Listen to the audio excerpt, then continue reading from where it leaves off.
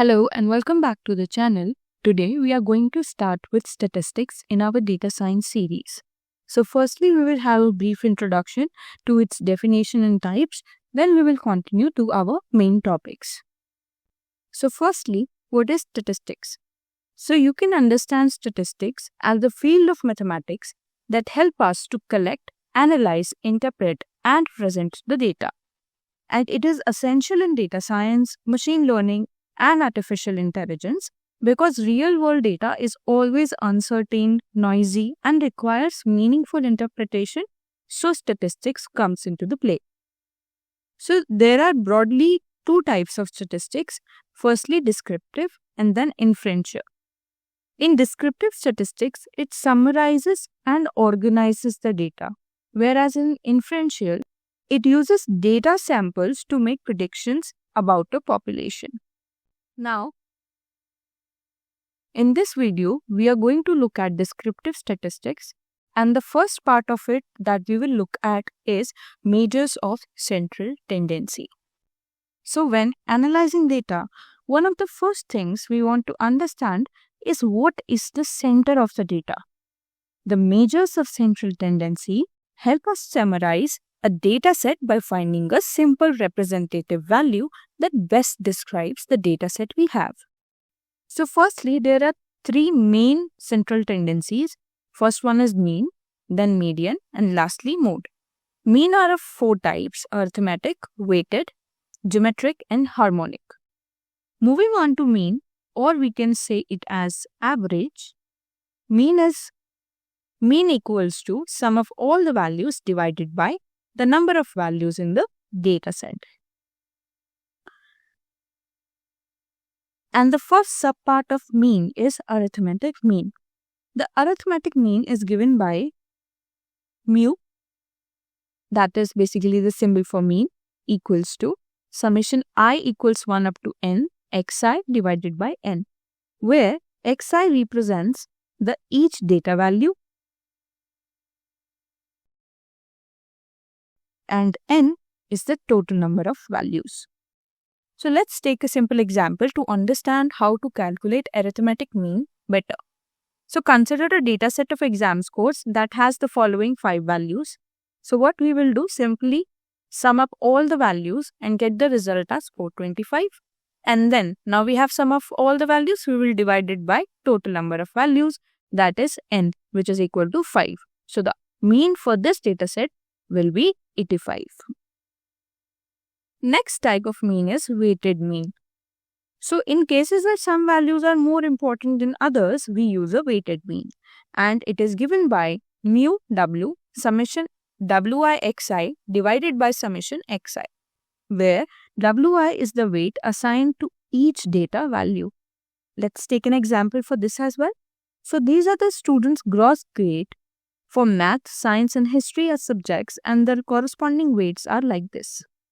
So the first step is we need to multiply each value with its weight and add to it. On adding all the values, we will get the result for this particular data set as 770. Now next step is divide by total number of weights. Adding on all the weights, we will get 9 as the result, and dividing 770 by 9, we will be able to compute the weighted mean for this data set, that will be equal to 85.56. The next part is geometric mean. The geometric mean is useful when values are multiplicative. For example, growth rates, financial returns, etc. It is given by gm equals pi I equals 1 to n xi, the whole to the power of 1 by n. So let's take an example. So if the growth rate of a company over 3 years are 5%, 10% and 15%, the geometric mean growth rate will be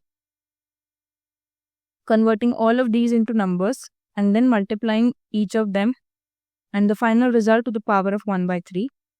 And you can say cube root, and the output will be 1.099, and after converting that back into percentage, we will get the geometric mean as 9.9%.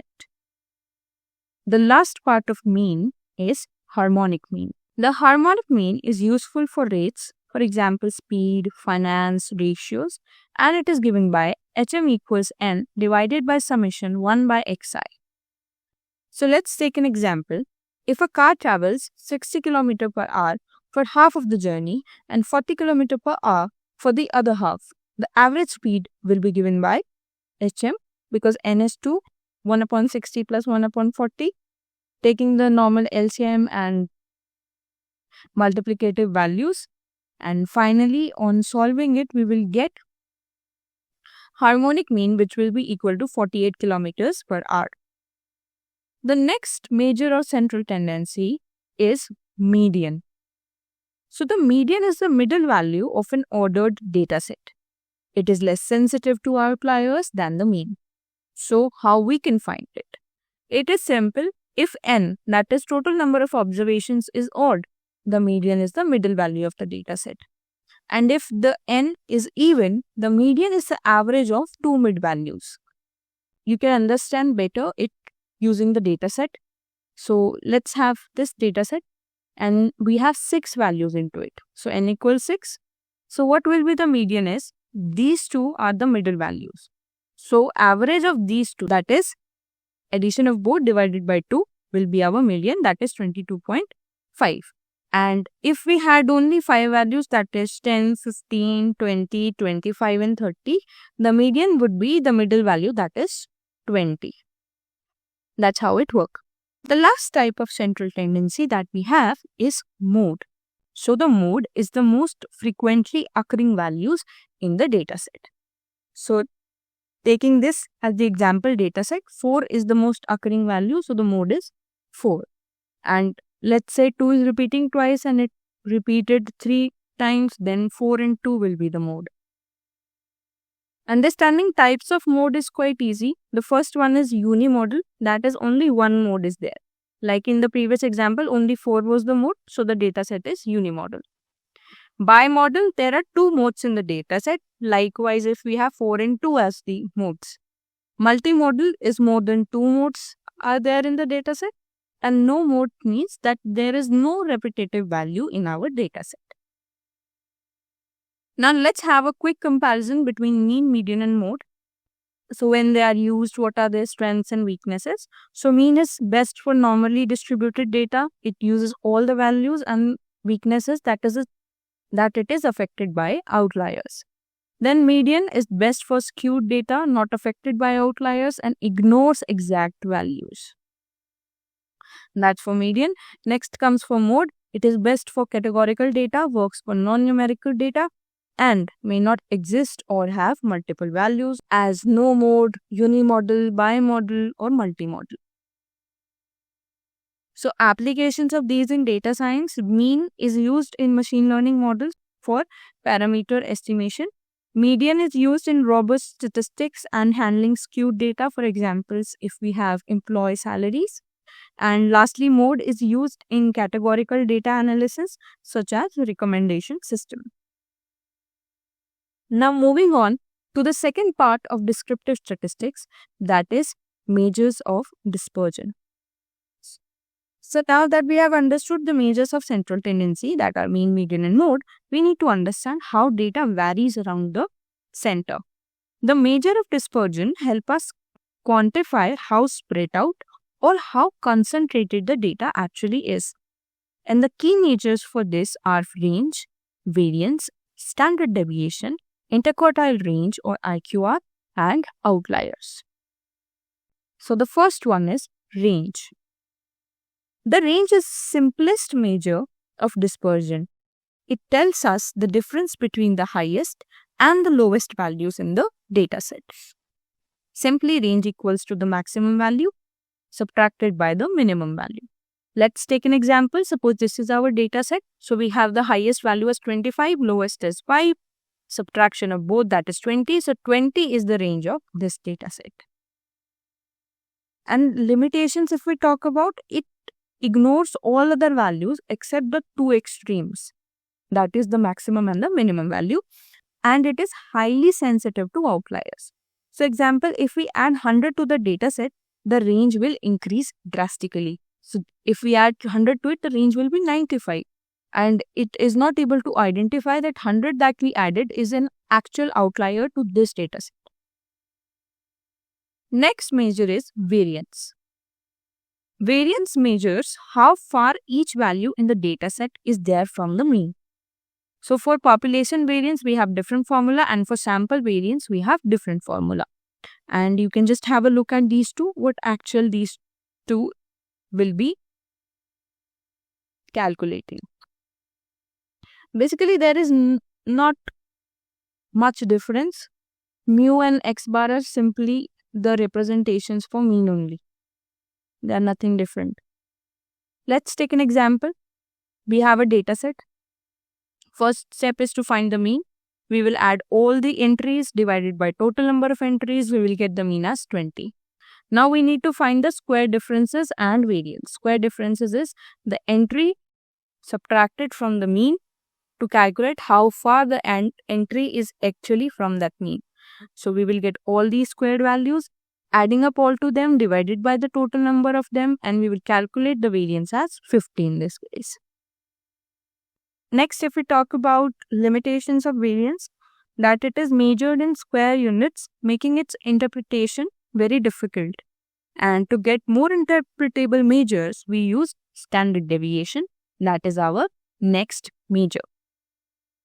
So standard deviation is the square root of the variance, and it measures the average deviation from the mean and is given by sigma equals under root sigma square, or you can say S equals under root S square. And in the previous example only, we get 50 as our mean, so the standard deviation for that example will be 7.07. So why standard deviation is important? Firstly, it has same units as the original data. Secondly, it helps us determine how much variation exists in the data. Lastly, it is used in z-scores and normal distribution. So example of interpretation can be, if the mean salary in a company is, let's say, $50,000 and the standard deviation is $5,000, most of the employees, according to the standard deviation and the mean salary, says that most employees earn between $45,000 and $55,000. The last measure of dispersion is interquartile range, IQR, and outliers. So IQR basically measures the middle 50% of the data and is used basically for detecting the outliers. So the formula for it is IQR equals Q3 minus Q1, where Q1 is the first quartile, that is 25th percentile, middle of the lower half of our data set, and Q3 is the third quartile, that is 75th percentile, middle of the upper half of our data set. So let's take a quick example to understand. This is our data set. Here Q1 will be 20, Q3 will be 40. Just splitting the data set into two and finding the middle value. Next, we will calculate IQR, that is simply subtraction of Q3 and Q1, and that is 40 minus 20, simply our IQR is 20. Now, how it is used in detection of outliers? So, firstly, what are outliers? Outliers are values far away from the main data. So, suppose if we are having data 5, 10, 15, and suddenly 75 pops up. So, it is an outlier because these are following a certain pattern and this comes out of the box. So, this is the outlier in a data set. And for calculating it, we use the 1.5 multiplied by IQR rule. And basically, we calculate lower bound and upper bound for outlier using Q1 minus 1.5 multiplied by IQR, and for upper bound Q3 plus 1.5 multiplied by IQR. And in the above example, if we take, we will have 20 minus 1.5 into 20, and the output will be 20 minus 30 minus 10. That if we get minus 10 in the data set, that is the lower bound of the outlier. And for the upper bound, if we do, we will get it as 40 plus 1.5 into 20.